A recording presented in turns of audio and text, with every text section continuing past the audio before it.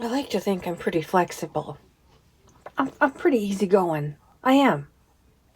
Really. Hey, it's Care. Welcome to my take at the lake. So, this one's a wee bit on the crabby side, but I know I'm not alone with this. There's almost 8 billion people on this planet. I know I'm not alone in anything.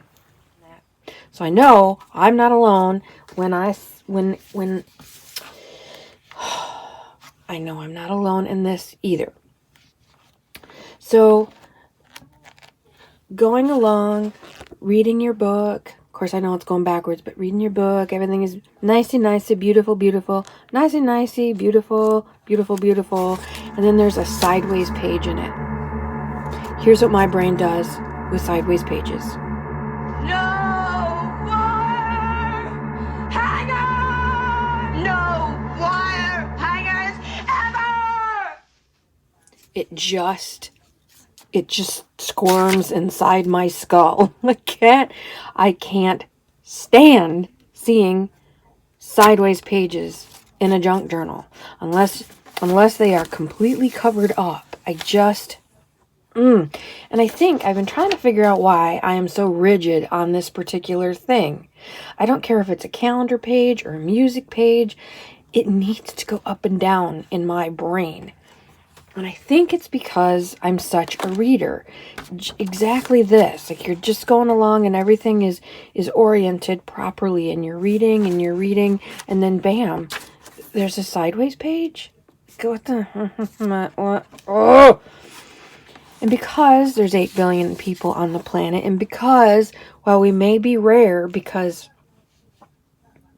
most junk journals have sideways pages in them, perhaps it bothers you too. And that is what this video is all about. There are ways to avoid that. You don't have to put sideways pages in your journal. Now, music is a really good example because it's typically pretty big, right? It just doesn't fold nicely unless you turn it sideways. Well, then it's brilliant. Now, in the last couple of videos I did a little while ago, it was all about saving time and steps and frustration. This does take a little more time, what I'm proposing we do, and what I do, in order to avoid sideways pages in my junk journals. It does take more time, but if my brain can relax, I think it's worth it. So that's what we're going to do today, is different ways to not have sideways pages in your junk journals if you don't want them. First way is to tear them down. So I had a large page, and I got a little template.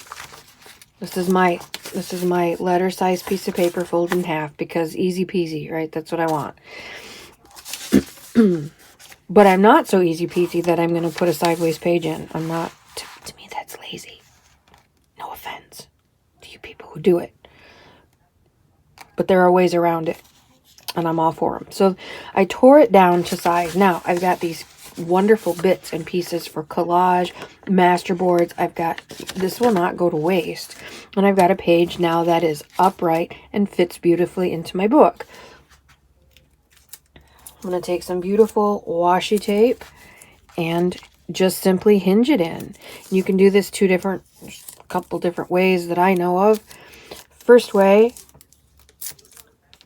is to simply take a piece of washi, and if you want it more permanent, of course, just run it over your glue stick. I'm going to be playing around with this, so I'm not going to want it permanent, but it can be permanent. And you just take that washi and put it in your book. Get this out of my way for just a few minutes. I would fold it over just to see less of it. If you don't like the design, maybe you have a music one or something that coordinates with your page, whatever your large page happens to be. You can find something coordinating. You can find something that's clear or off-white, or use masking tape and sort of hide it. And now you have a page, music page, that's upside right. The other option with your washi, instead of going the long way down, you could take 2 or 3. I would suggest 3, but I only have enough torn here to show you 2. But take a couple pieces of washi and hinge it in this way. Or both. Front side this way. You know, there's always options. So that's option number 1. Option number 2. When I take apart my music books, I try to leave them intact instead of tearing them. And so now I've got an intact piece of paper, and what I would do is then tear around it. So again, I would just come with my ruler, my metal ruler from Walmart, and give that a tear. And to the other side. Give that a tear. I love tearing paper. I love the sound of it. I love the feel of it. I love the possibility of what's going to be happening with all these bits that I'm tearing off. Look how pretty. I am creating collage fodder left, right, and center. But looky here. Now I've got a music page that will just fit nicely into my book. It's intact. So when I sew it, like all the others, it'll be sewn in. So just be very careful when you're taking your pages apart. This looks to be like it's just, you know, sort of glued. It's not one large piece. Maybe it is. I don't know. It's an old music thing. I have no idea. So you may have to reinforce this a little bit. And that can, again, just be a simple piece of washi tape down there. You could take a piece of the page you just tore. This is really pretty. I hate to lose it. Look at all that cool dyeing stuff. Make sure to leave yourself plenty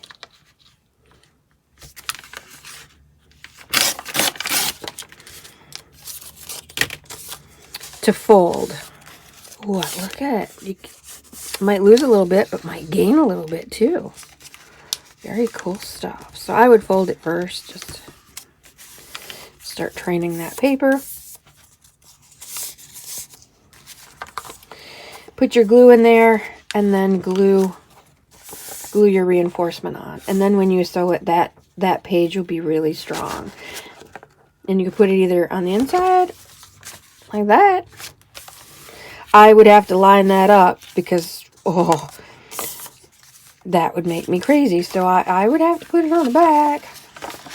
You know, I'm finding, I can't believe I'm so, like I said, rigid about this, because typically I'm pretty laid back. I don't really care. But with the sideways pages, so that's an option. Option number 2.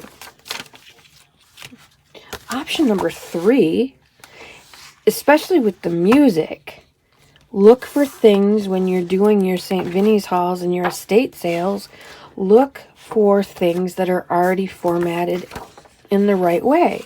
If you fold this one in half, look at that. Fits like a glove. No sideways pages at all. This was a beautiful find. My last St. Vinny's haul. Be on the lookout for those things. So the other option, instead of, so let's say you have 2 pages, right? Because the only way that this is going to fit nicely is if you fold it in half, but then it's sideways. So if you're going to do a calendar or something like that, then just take your tape. Any tape will do. If you want to use washi, use washi. If you want to use masking tape, you want to use some of your homemade tape, I should probably maybe flip her upside right, because what'll that do to her brain if it's both sideways and upside down? Huh, might be the end of the channel. Because she'd be in a home for crazy people. All right, put your seam together and then put them back together. And now you've got, so you can pick which side you want. What do you want to feature? Do you want to feature that? So once you have your dog hair, there's dog hair and everything. Once you have your pages together, then just decide, do you want the top part or the bottom part or the middle part? And then go to tearing.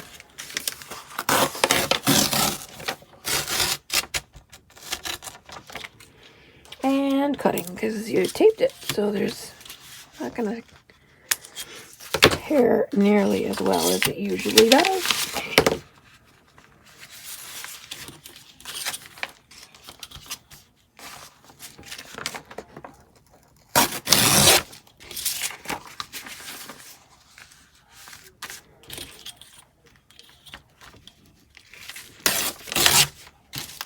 Now, I can hear some naysayers. Well, you cut off half of her face. Yeah, I did. But at least her face is upside right. You cut off half of the words. Yeah, I did. That's okay with me. That's okay with me. This is not. You get the whole page in, but unless it's a centerfold, because once in a while, if you buy a book, there'll be a centerfold, and you have to turn it that way to get the whole picture. So maybe centerfolds are okay sideways. But even then, I just find it irritating. Find a way to make the picture fit. So we have that option. Hinge it and then tear it to size. Hinge it right on the page so that you just have one. Leave them intact and hinge them for reinforcement if need be. You know, if it's a solid piece of paper, then there's no reason for this part at all. Another option to doing this is to fold it this way. And it's getting very in vogue now. That is to say, quite popular to have different size pages in your junk journal. Now, I think that's a little bit too much difference, but if you wanted it the same height and height-wise, just tear off the bottom. Or, you know, certainly, if you wanted to do it the other way, keep it a little bit higher, you know, and have a little bit sticking out and tear off just a little bit of the bottom so that you have different shapes and sizes to your pages. There's nothing to say that you have to have everything the same width and height. Or stay on the lookout for pages that you don't have to flip sideways. Now, what about calendars? You know, calendars, they're problematic.